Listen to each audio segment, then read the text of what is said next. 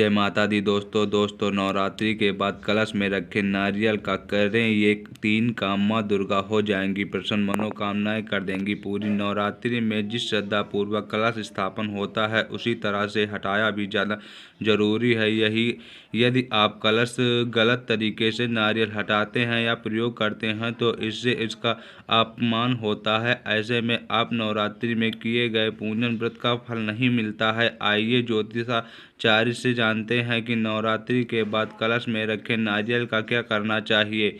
ज्योतिषाचार्य के अनुसार कलश शक्ति स्वरूपा माँ दुर्गा के महापर्व चौथे दिन हो गए हैं। इस दिन शारदीय नवरात्रि 15 अक्टूबर 2023 से शुरू होकर 23 अक्टूबर 2023 को समाप्त होगी। नवरात्रि में पूरे 9 दिन पूजन के साथ व्रत रखा जाएगा। दसाल नवरात्रि एक संस्कृत शब्द है जिसका अर्थ है 9 रातों। इन दिन 9 रातों और 10 दिनों के दौरान भक्त शक्ति की देवी माँ जगदम्बा के 9वें रूपों की पूजा करेगी। नवरात्रि के पहले दिन कलश स्थापन या घट स्थापन के साथ इनकी शुरुआत होती है। इस दौरान एक नारियल रखकर कलश स्थापन का घट स्थापन होता है।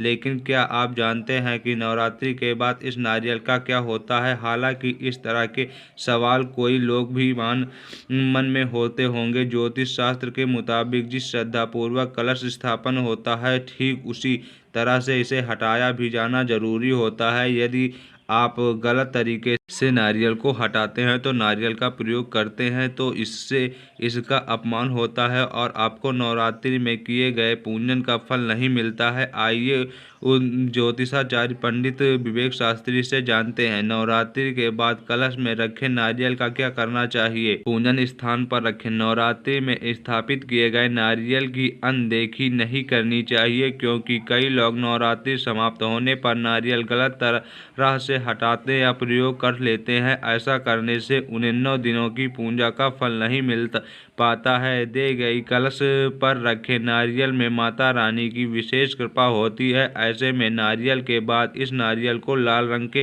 कपड़े में लपेटकर पूजा स्थान पर रखें। ऐसा करने से माँ दुर्गा प्रसन्न होती हैं और आपकी सभी मनोकामनाएं पूरी कर देती हैं। प्रसाद के रूप में खाएं।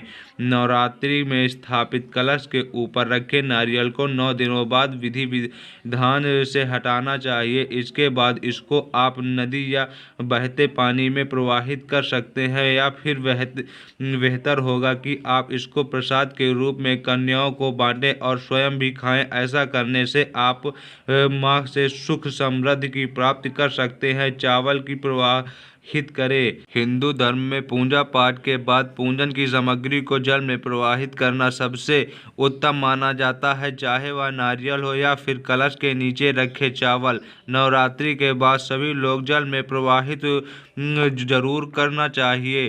दरअसल ऐसा करने से कई दोष दूर हो जाते हैं और लगता है पूजा का संपूर्ण फल प्राप्त हो जाता है।